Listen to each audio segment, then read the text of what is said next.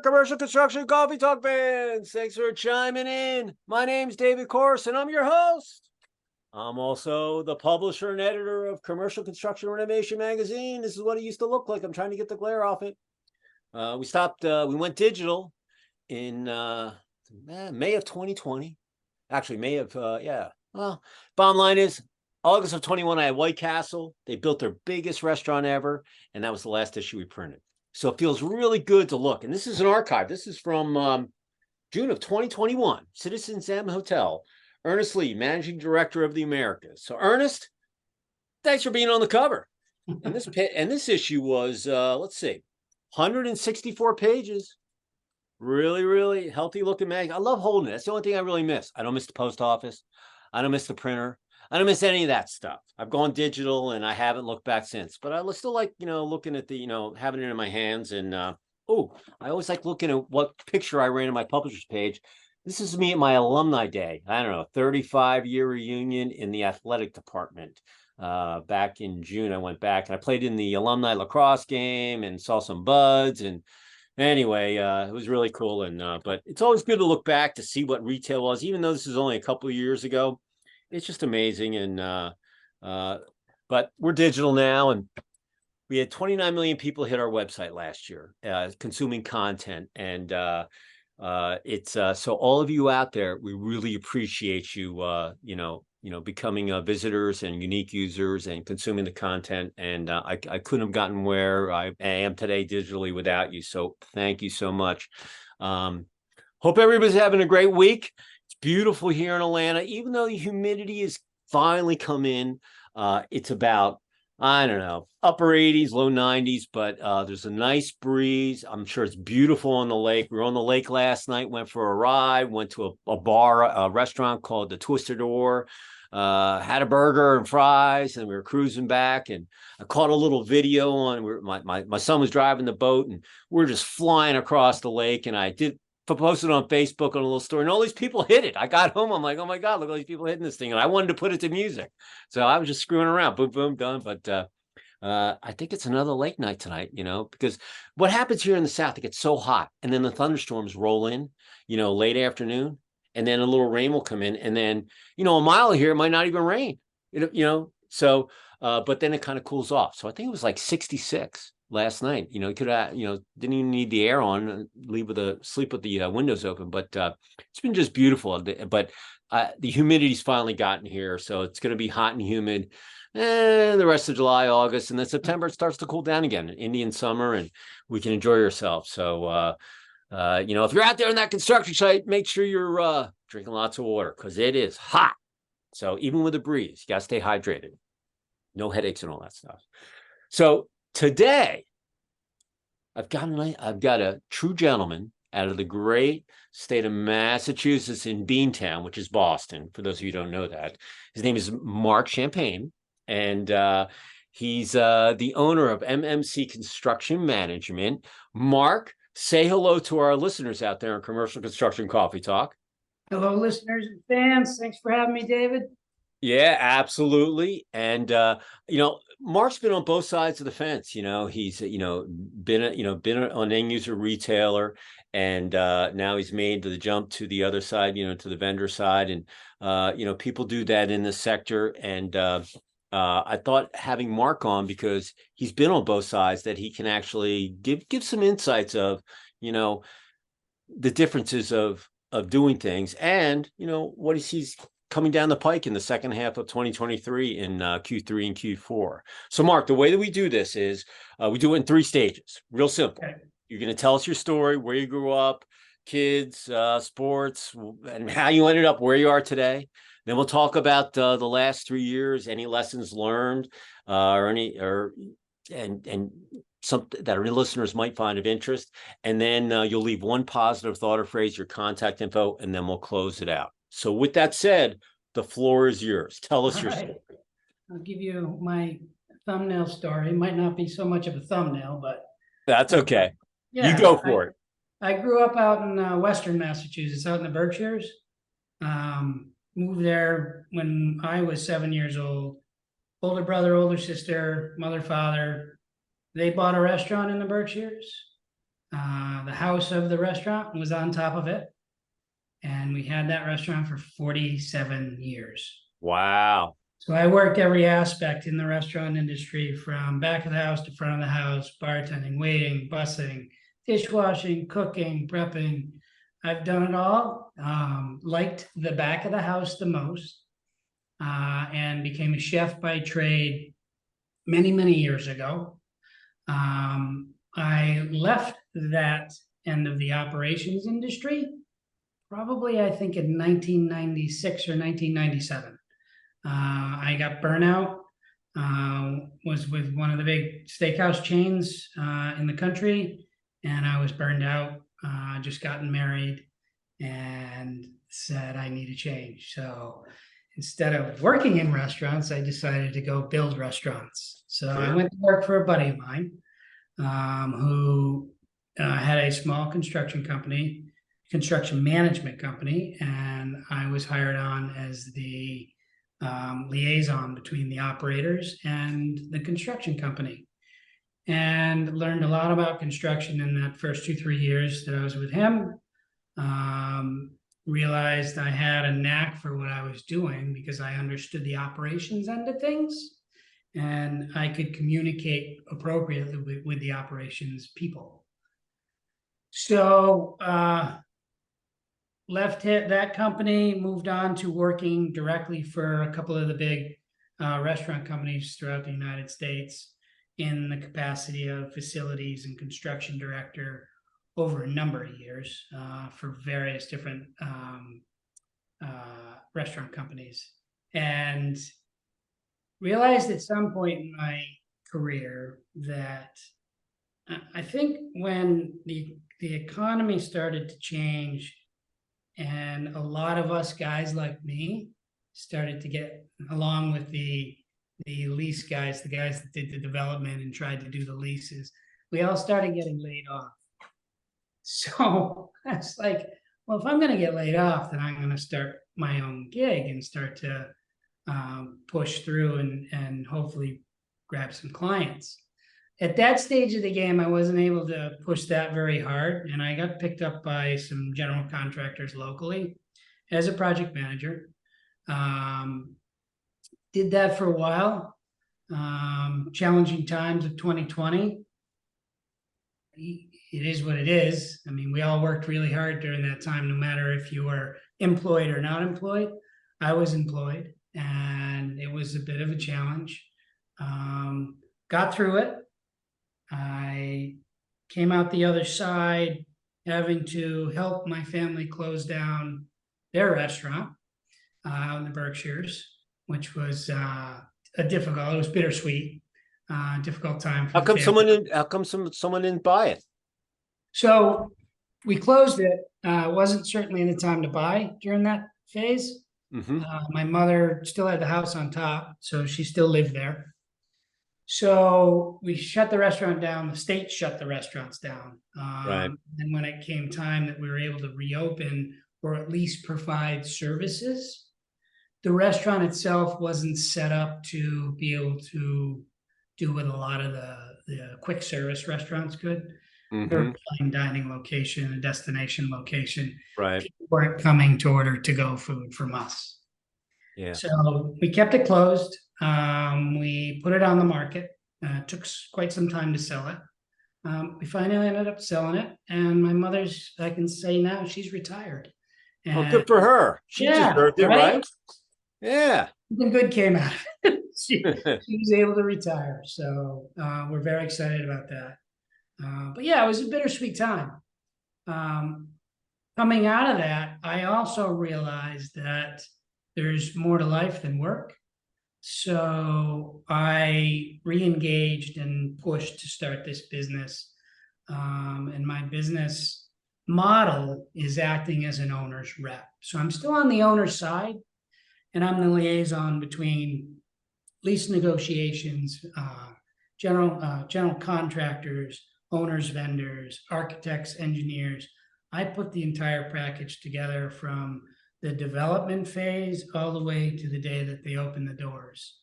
and I project manage it throughout. And the goal is to maintain budget and to open on time for my clients.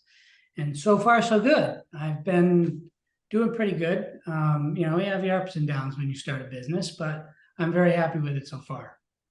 Hey, listen, nothing like being the captain of the ship. But you're the last one off, and you go down with the ship if anything happens. 9 out of 10 businesses don't make it. So congrats for, you're still out there. And I remember I went out right after 9/11. Well, I was with a publishing company. Had 10 magazines and 8 trade shows. And I was a dual publisher, and Nielsen bought us, and that honeymoon lasted about 18 months. And then and then 9/11 happened. And then they sold off I don't know, 30 or 40 magazines out of their portfolio. Yeah. And my little construction magazine got the axe. And I had to lay off everybody right at Thanksgiving. It really soured me on corporate America. I'm sorry, corporate America, I'm saying this, but it was just bittersweet. And it was really a bean counter decision, and there was a line item on my thing, $5,000. They had 100, I don't know, 150 mags, whatever it was. Do the math. I want that job because I never talked to the guy. Okay. But I had a $5,000 line item on there. I didn't even know what he was doing. Yeah. So when I resigned, they were like, "Oh, we love you. You could retire here, blah, blah, blah." I'm like, "I'm going on the road. When I come back, you make your decision." They thought I was bluffing. And I came back, and I was like, I rolled the dice, and everybody told me, don't do it. Even my parents, they were like poo-pooers. Don't go, don't go, don't go. And I'm like, no, I've got to roll the dice here. I was 39. And really, when the year that I started the magazine in 99, it's called Retail Operations Construction. It was a really ugly tabloid. I remember that. But it had really good content, and I was tied to Global Shop and, all that stuff. And, I just, I walked out and I said, okay, do I want to do my office here, or do I want to do it up there? I'm like, oh, the lake's up here. I want to go over to the dam every day and enjoy myself on the bike with a nice ride up there. So, right. Yeah. So I went up. If I had to do it over, I would have done it virtually, because it was just, when I look back at all the money I spent on rent and phones and all that stuff, I was in an executive suite. But in all, it was like, it was probably the worst time to start a business, right after 9/11. And, but there was a lot of patriotism in the country. And I resigned December 17th, 2001. And then 2 months later, I put out my first issue. I had Home Depot on my cover, director of construction, Mark Beers, when they were building about 140 stores a year in the heyday. Crazy, right? Yeah. Oh yeah. It was just, massive. And, but I remember, look, I just look at my life. I went through the oil embargo back in the early 70s, and there was the recession in the mid 80s. I got out of school. I did my retail training at Levitt's. I put more of those little sofa tables together, just like you. You worked at the restaurant. I did everything at Levitt's. I Scotch guarded. I was a picker. I unloaded freaking tractor trailers of 500 chairs, chase chairs, call them whatever you want, they're still chase. And I did everything, customer service. I'll tell you what the most brutal thing was.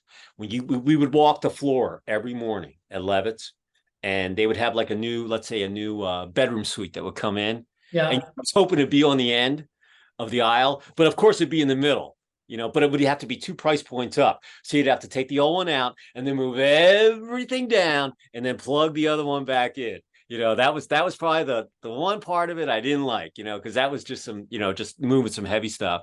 And, so I get it, and, what was your mom's favorite dish? What was it, an American restaurant or, no, my father was trained classic French cuisine. He was a chef out of Montreal, Canada.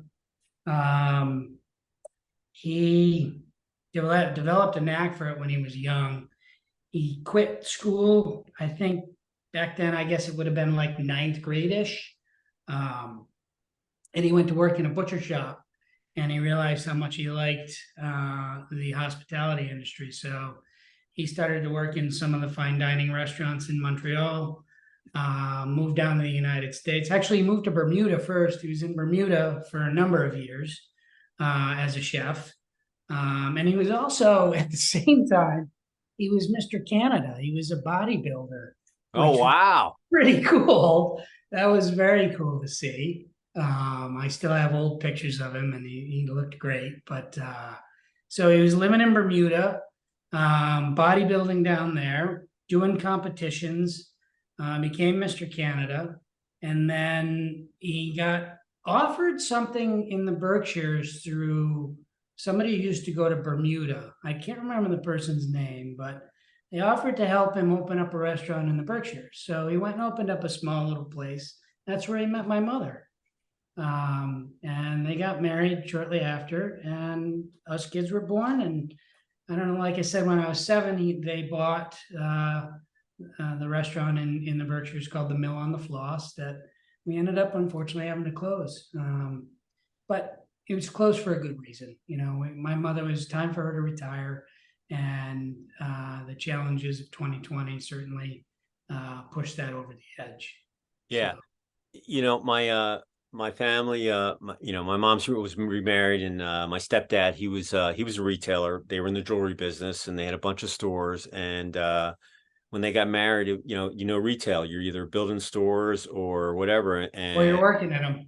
And she was like, look, just just sell the chain, because I got married for a reason. I don't want to see you leave in the morning and come home late at night, Yeah. and so they sold it to Osterman's, and then he kept his one store. And then I came into the business, and I got GI certified and built the store. And then I'm like sitting behind the showcases and left. And they shut his store down after 50 years, and he was like a big namesake in Dayton. I mean, everybody knew Weber Jewelers. And it was a sad day, but it was really cool because he deserved his retirement. And all work and no play makes you a dull boy. And the big and the biggest comment you just said prior was that there's more to life than just work. Yeah. And that's the biggest thing that I think over the last 3 years people have learned, that you can work at home. You don't have to burn gas and go work in an office. I know you corporate real estate guys don't want to hear this, but that's the reality. Okay. And that you can trust your employees, and that there's just all that. I think a lot of people just realize that when you look at Took me 57 years. What's that? Took me 57 years to figure that out. Yeah, yeah, and listen, and the same thing. Like, I worked for my family business, so I was always down at the scrap. My mom's side was in steel recycling, 1888, still in business today, and we were doing sustainability before that was even a word.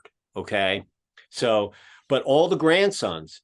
I was outside of Philadelphia, just west of Valley Forge, in a place called Pottstown, and it was called Mayor Pollock Steel. For those of you who want to look up Mayor Pollock Steel on the web, you'll see it.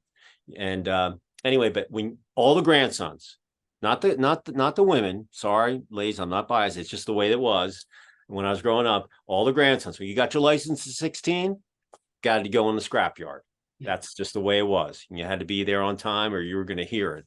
And so I grew up with all that. But now my cousins, they're my age, they're running it right now. It's like 4th or 5th generation.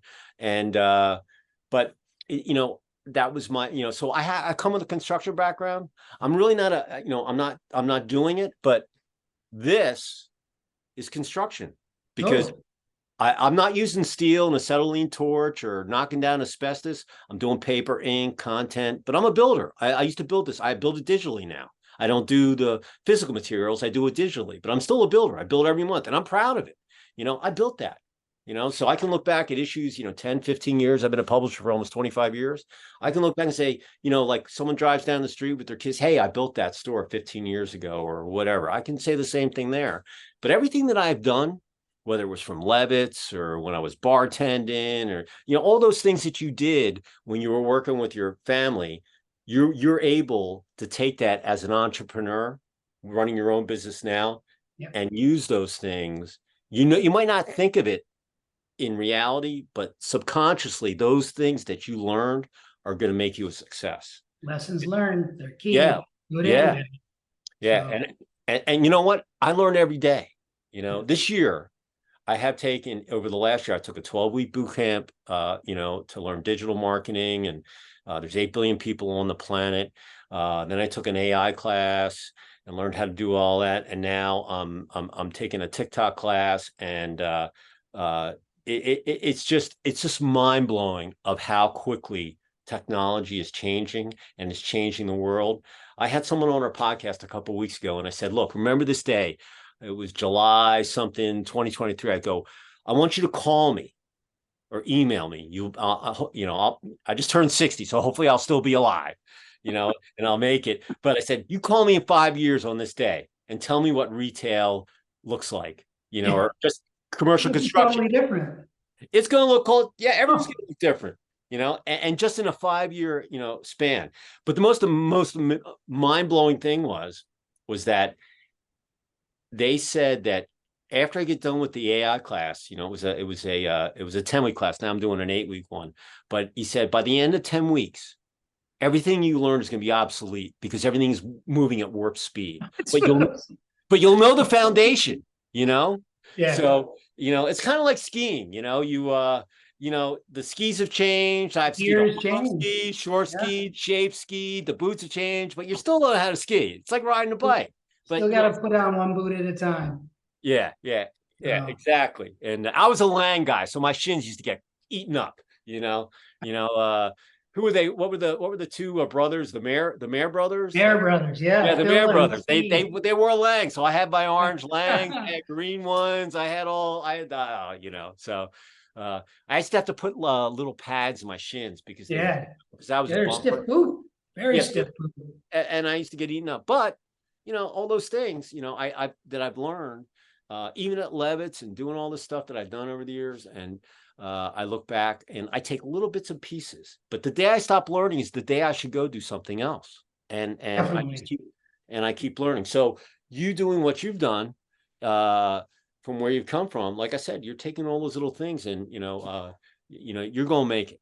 I have complete faith in that. Yeah, I keep applying things on a day-to-day basis, and Mhm. yeah, I think you're right. If you don't apply the knowledge that you've learned, again, good or bad knowledge, if you're not applying it on a day-to-day basis, forget about it. You won't make it. But as long as you keep applying it, you'll do good. You'll be successful. Oh yeah. Let's talk about the last 3 years of the roller coaster. So, everything's booming, lots of cranes, lots of construction, having issues finding PMs or superintendents. It's just the reality of it. I think there was a labor shortage before this whole thing happened, just because everybody was busy, and that kids today, they don't want to go into construction. They don't want to do blue collar stuff. That's taboo. I deserve better, and so. So prior to it, there was a labor. I agree with you. There was a bit of a labor shortage. I found it more in the trades than in the superintendent and the project management end of things. The trades have been lacking, even prior to our challenging times. But now it's even heightened. It's times 10 now, where there's Mhm. also not only the trades, finding good superintendents, finding good PMs. Construction companies are struggling with that. And sometimes unfortunately, you're putting a warm body in place, and you don't want to do that, but the reality is you end up having to periodically. I'm lucky in my case because I don't have to hire anybody like that. I'm a one-man band, and I manage the projects, like I said, from the owner side. But I see the struggle with the general contractors. I also see it with my clients. My clients have trouble staffing their restaurants. Most of the stuff I do is restaurant work. I do some retail work, but if it's restaurant or retail, they're having trouble finding the staff. And you walk into a restaurant nowadays and there's 4 or 5 tables wide open and they can't seat you right away because they don't have enough staff. It Oh yeah. happened just the other night. I took my kids out to dinner, and we stood there for a good half an hour when there were 4 or 5 tables wide open. But coming from the business, I knew it You was understand. I couldn't complain because Yeah. I knew and I understood. So we just let it go, and we had a great dinner once we sat down. But it's just unfortunate. You see that time in and time out all too often now. It's kind of sad, but it'll We come went back at some we point.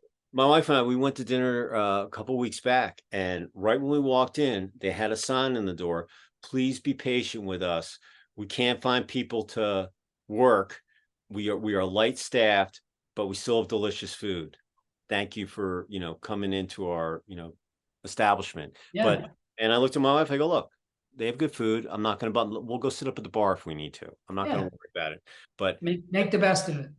exactly, and we leave people nice tips, and it, it's I've talked to so many people over the last 3 years, in person, on the phone, on this podcast, Yeah. and they all said that, they've learned so much about themselves, so much about their businesses, and that, as we've come out of it, that they've had some of the best years.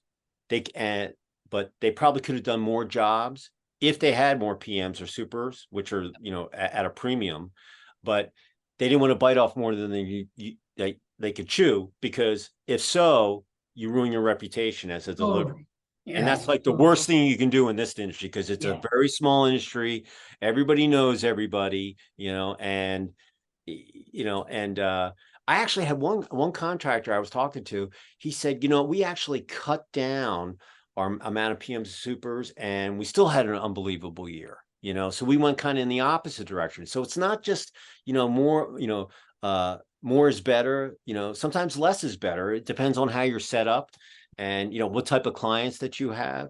And like you said, in the restaurant sector, look, if you didn't have a drive-through during the shutdown, it was rough, you know, You're done.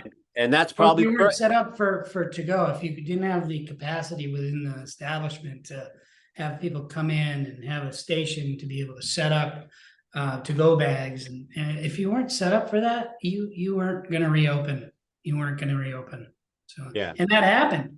It was a sweeping effect throughout the United States. I mean, we saw restaurants closing left and right, especially Boston. Boston got killed. Mm-hmm. I saw a lot of good restaurants shut down throughout those couple of years, unfortunately. Yeah. And like I said, you will, a lot of people don't go into fast food restaurants now. They go through the drive-through. They're building, 4 lanes on either side, Mm. and it's, like I said, like when I told this one client, I said, you call me in 5 years, and you tell me what it looks like. And I can look back at these magazines of whether you're a retail, a hotel, or whatever, everything is going to be different. And now that AI is coming into it, who knows what it's all going to be, transforming into. But as a publisher, I don't know everybody that gets the magazine, but I used to go through the circulation cards. Now I do it digitally. But I used, people, how it is. Some people stay at one company for many, many years, and other people will jump around, and they'll see the writing on the wall. They know it's time to go to another brand, and the new echelon comes in, and you go over there. And so I see where people have moved, and some people stay on the one side, on the end user side, and then some will go on yours, like you're kind of like, you're like a fence sitter. And what the most really amazing thing is, if you're on that end user side, and then you jump over to the vendor side, you actually see how, and then you go after clients and brands, you actually get to see how the vendors get treated, and it's eye-opening. Am I right? Oh, totally. Yeah. And Absolutely. and then if you jump back over to the end user side, you don't want to be like you were, or not that you were, but you want to be nicer to those guys, because without them, you're not going to get things done, and that's the real big dichotomy between the two, the two ends of the spectrum in construction, at least in this commercial sector that we're in. And I think that's the most amazing thing, and I always say, oh, you went over to the evil side. Now you're going to go back to the good side, where they're writing the checks and the money and stuff. I So used to say the same thing, but I don't consider it that anymore. I just yeah, because figured out, you're living it. I figured out my wheelhouse, and I figured out that being the, I guess, fence sitter is probably where I belong, because I can collectively manage both those sides appropriately to get across the finish line. A lot of guys like you that were on that end user side, that were in construction and facilities, have actually done what you've done. Some have gone over the vendor, they want to come back or whatever. And being an entrepreneur, it's not for everybody, but a lot of guys like, like you that have become like that owner's rep or that project management company that has done that had become the arm, because a lot of companies have gotten rid of their construction arms and stuff that Yeah. they've I had a guy on once. He said the construction cycle is like your finger, and your fingernails the construction process of the building, and then you got to turn your light up a little. There you go. There it goes. There you go. And then there you go. And then your fingernail is the construction arm of your company, and then the rest of it's basically the facility operations until like in retail, 3 to 5 years you're going to refresh, paint, new carpet, FF&E, whatever. And but the people that have gone in there that are in the middle, they get the best of both worlds, in my opinion. Because you are your own boss, and that you are helping both sides. You're helping the vendors keep busy, and you're helping the brands get things done. And news travels fast in this sector, as you Oh well my know. God. Hey man, I just did a great project with so and so. I used to do business with them here, and so it's always a good story. I always like seeing people that that bite that entrepreneurial apple, and then you just get addicted to it, and you just want to do more and more. So It's mind-boggling how big this industry is, but yet how small it is. yeah. I mean, you're talking about 7 degrees of separation. It's probably easy to find a connection with 6 or 7 degrees of separation. Easy, all the way through the industry from the end user side to the construction side. So it's And you can pick your own you can pick the projects that you want to work on, yeah, and yeah, so that's another really cool thing. So you're kind of not locked in, and if you want to take a vacation, you can, yeah. and just you got to make sure that things are on on the everything's completed, and you can go enjoy yourself. You don't have to And worry with about. Zoom and with Teams and whatnot and email and all this digital stuff that we've got going, it's so easy to, if you're on vacation and you have to do something for a couple hours work wise, it's not a challenge to do.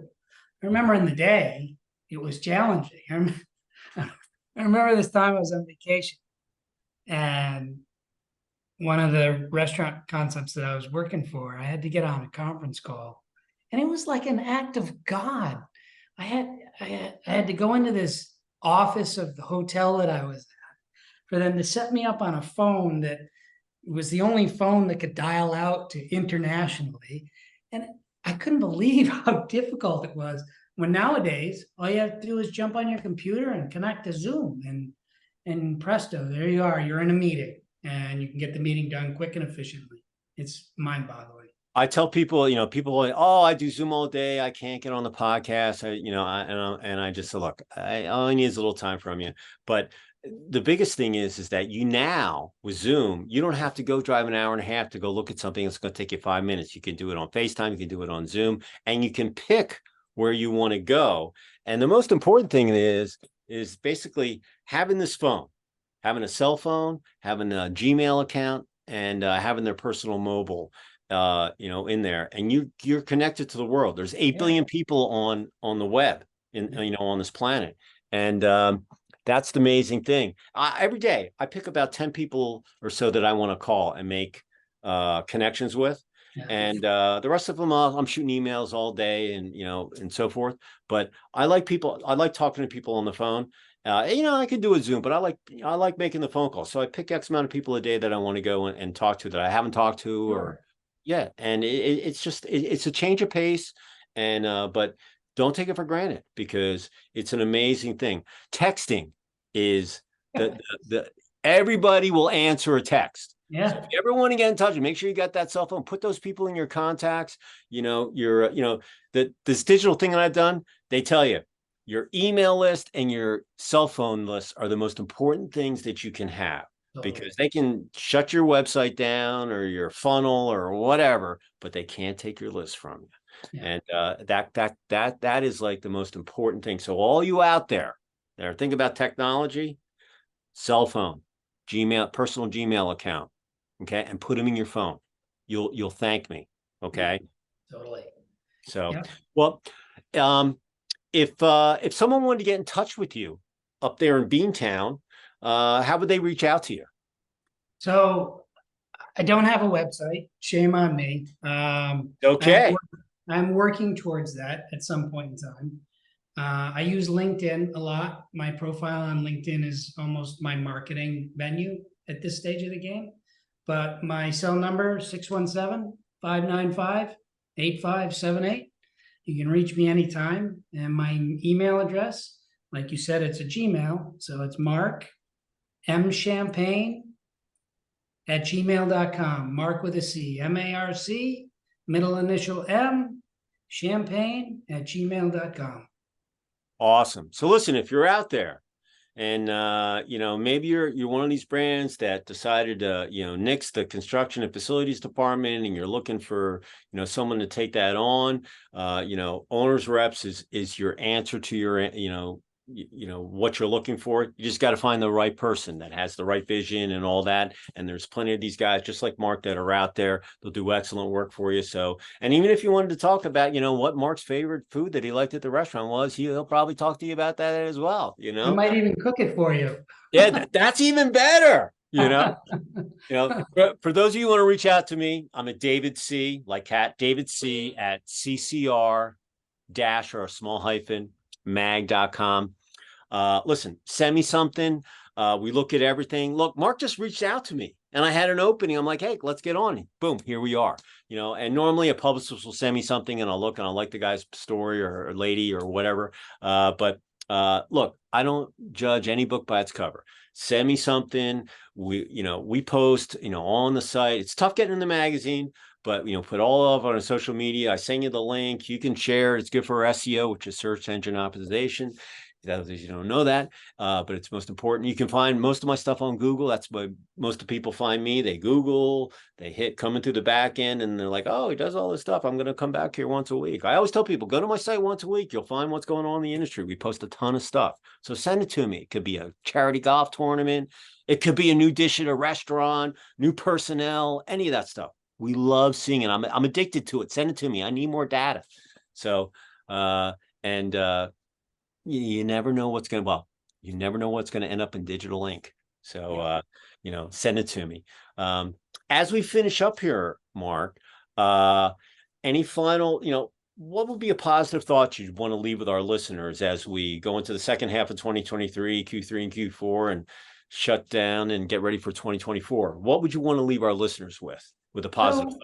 It's interesting. We kind of touched on it periodically throughout our conversation we had this afternoon, and I think one of the biggest things that I've learned is it's all about relationships. I don't care what industry you're in. It's all about customer service and relationships. You can be in the restaurant industry, the retail industry, the construction industry. You can be building tiddlywinks. You can, whatever it is, it's all about customer service and relationships. And words of wisdom, don't burn any bridges. Don't burn any bridges. Yeah, especially in this sector, because it's a small one. Totally. Yeah, if you burn bridges, it'll come back to bite you in the ass down the road. And if you don't burn any bridges, who knows what might come of it? Definitely. And I totally agree with that. And I'm going to add a caveat to it. Not only don't burn the bridges, but you should build new ones too. Okay. Because that's the way you're going to grow your business, by building up new clientele. But you're going to get those clients by by your referrals and what you've done in the past. And piece of advice, you're not going to keep everybody happy. There's always someone that's going to, whatever, forget about them. They're negative. Get rid of the negativity. Positive mindset. I don't have time for it. Throw it away. Go do business with people who have your own vision. There's plenty of it out there. And you'll be a much happier person, in the long run. That's what it's all about in this last part of my career, is happy and just continue forward. Get rid of any negativity. Definitely. Well, Marc, thank you for reaching out. I really appreciate you being a guest. We had talked before we got on. So if I come up there to Beantown, listen, I normally would do my events up there, Yeah. during the summer and stuff. But if I did come up there, I'm bringing my boots with me, and we'll hit the slopes. Okay. You're on, definitely. And we can be the two knee guys, Yes, with the braces on and getting on the chairlift, and definitely. and I'll wear a helmet. Unbelievable, You have to wear a helmet. Yeah, I'll wear a You look helmet. silly if you don't. Yeah, I know. They'll be like, "Oh, what's that dude? He must be an old school guy. He's not wearing a helmet. Yeah, and but no, we'll hit the slopes in Waterville Valley. Here we come in New Hampshire. Yeah. And if you do come up in the summer, we'll get you a bike and we'll ride motorcycles. Yeah, no, listen, I'll bring my helmet. We'll go that way Yeah. too. Totally. I'm there. Right. So everybody out there, Commercial Construction Coffee Talk. One last thing. Hey, you're on here. Hit that like button. Okay. We want the algorithms so we can have people find out about Marc and find out about the show, and it's good for everybody. So hit that like button and become a subscriber on our channel. We really appreciate it. So with that said, everybody out there, two things most important. If you're out there in that construction site, be safe. We want you to get home at night. Okay. I don't care what kind of project it is. Be safe, get home so you can get up and do it again the next day. And if you're working on one, make sure you stay hydrated. Dehydration, oh my God, it's ugly. Headache, yeah.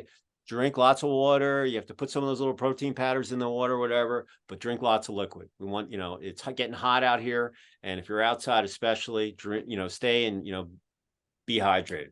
That's my my final tip. I know you hate hearing it, but it's just one other thing. Be safe, drink lots of liquids. It's the coaching thing with me, Yeah, so, well, Marc, I'll see you up in Beantown. definitely. No fist pumps. I'm giving you a hug and shake hands. Thank you very much. Say goodbye from Boston. Bye from Boston, and everybody be safe out there.